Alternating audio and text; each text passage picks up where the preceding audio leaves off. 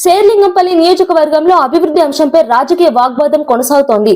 BRS రాష్ట్ర నాయకుడు రవి యాదవ్ మాట్లాడుతూ గత టీఆర్ఎస్ ప్రభుత్వం హయాంలో డ్రైనేజీలు, రోడ్ల నిర్మాణాలకు కోట్లాది రూపాయలు మంజూరు అయ్యాయని చెప్పారు. అయితే ప్రస్తుత ఎమ్మెల్యే అరికెపూడి గాంధీ అభివృద్ధి పేరుతో ప్రజలను మోసం చేస్తున్నారని విమర్శించారు. కోవిడ్ లో కూడా లింక్ రోడ్లని గుర్తించి road development, Hyderabad road development కూడా గుర్తించి మా ప్రభుత్వంలో ఉన్నప్పుడు అన్ని రోడ్లు గుర్తించి కూడా ఆ రోజు శాంక్షన్ చేస్తే కూడా ఈ రోజు నువ్వు గాంధీ మారి పార్టీ మారి ఈ రోజు నువ్వు ఏం చేస్తా ఉన్నావు అని చెప్పేసి కూడా మేము గట్టిగా అడుగుతా ఉన్నాం. ఎందుకంటే నువ్వు పార్టీ మారింది నీ స్వార్థ రాజకీయాల కోసమేనా? నీ మాటల్లోనే అర్థమవుతా ఉన్నది ఈరోజు. ఎందుకంటే నిన్న అసెంబ్లీ సాక్షిగా నువ్వు చెప్తా ఉంటే శేర్లింగంపల్లి ప్రజలు ఇక్కడ అందరికీ అర్థమైపోయింది.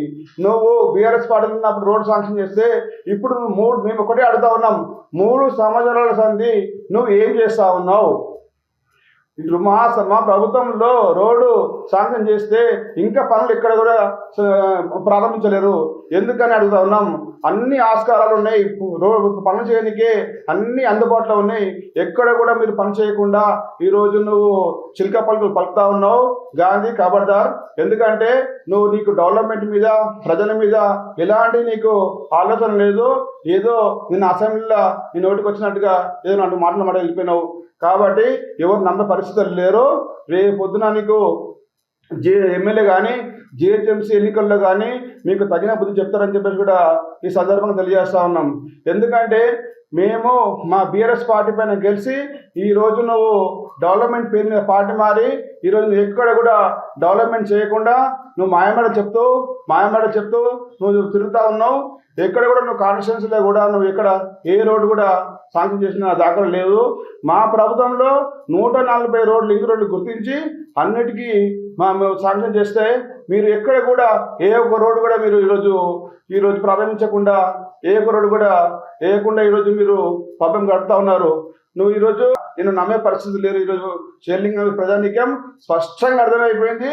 నువ్వు 1000 కోట్లకు 1000 కుంభకోణం చేసుకుంటూ నువ్వు తిరుగుతూ ఉన్నావు. కాబట్టి నువ్వు ఓన్లీ కబ్జాకోర్ ఎమ్మెల్యే అని చెప్పేసి కూడా నీ మీద అందరికీ స్పష్టంగా అర్థమైపోయింది. నువ్వు కబ్జాలు చేయనికినే, కబ్జాలు నీ ఆస్తులు కాపాడుకోనికనే తప్ప నువ్వు ప్రజల గురించి ఎక్కడ కూడా నువ్వు అవసరం పడవని చెప్పేసి కూడా ఈ అందరికీ అర్థమైపోయింది. ఈ మేము తెలియజేస్తున్న ఒకటే, ఖబర్దార్ కానీ ఇప్పటికైనా బుద్ధి తెచ్చుకొని ప్రజలలో ప్రజలు గెలిపించినప్పుడు నువ్వు వాళ్ళకి ఏం చేయాలో నీకు తెలియదా? 3 సార్లు ఎమ్మెల్యే అయినావు. ప్రజలకు ఏం అవసరం ఉంటుంది? ప్రజలకు రోడ్లు అవసరం ఉంటుందా? నీళ్ళు అవసరం ఉంటుందా? పథకాలు అవసరం ఉంటుందా? ఎక్కడ కూడా నువ్వు వాళ్ళ గురించి ఆలోచించే పరిస్థితులు లేవు. నువ్వు ఎప్పుడు కూడా గెలవంగానే పార్టీ మారాలి. నీ సొంత ప్రయోజనాల గురించి నువ్వు నీ ఆస్తులను కాపాడుకునే తప్ప నువ్వు ఎక్కడ కూడా ప్రజలలో లేవు, ప్రజలలో రావు. మళ్ళీ కూడా నేను ఈ శేర్లింగంపల్లి ప్రజలు గెలిపించారని చెప్పేసి కూడా స్పష్టంగా అర్థమైపోయింది. ఇక నీకు మళ్ళీ కూడా నీకు ప్రజలు ఓట్లు వేసి గెలిపిస్తే ఇలాంటి ఎమ్మెల్యేని గెలిపించుకుంటే మా శేర్లింగంపల్లి ఇంకా కుంటుపడిపోతుందని చెప్పేసి కూడా అందరూ కూడా అర్థమైపోయింది ఈరోజు. ఎందుకంటే ఈరోజు చెప్తా ఉంటే రాష్ట్ర వ్యాప్తంగా చూస్తూ ఉంటే శేర్లింగంపల్లిలో అత్యంత మాకు పెద్ద కాన్స్టిట్యున్సీగా ఈరోజు ఐటీకి సంబంధించిన కాన్స్టిట్యున్సీగా పేరు పొందింది.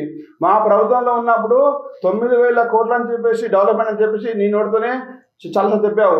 ఈ 3 సంవత్సరాల కాలంగా నువ్వు ఎన్ని వేల కోట్లు తెచ్చినావు శేర్లింగంపల్లికి మాకు తెలియజేయాలి, మా ప్రజలకు తెలియజేయాలి. ఎందుకంటే నేను గెలిపించింది ఇంట్లో పండుకోనికేనా? మా ప్రభుత్వం 9,000 కోట్లు తెస్తే మళ్ళీ ఈ 3 సంవత్సరాల నుంచి నువ్వు ఎన్ని వేల కోట్లు తెచ్చినావు, ఎంత డెవలప్మెంట్ చేసినావు అని చెప్పేసి కూడా ఈ ప్రజలకు చెప్పాల్సిన అవసరం, సందర్భం ఉందని చెప్పేసి కూడా నేను ఈ సందర్భంగా తెలియజేస్తా ఉన్నాను.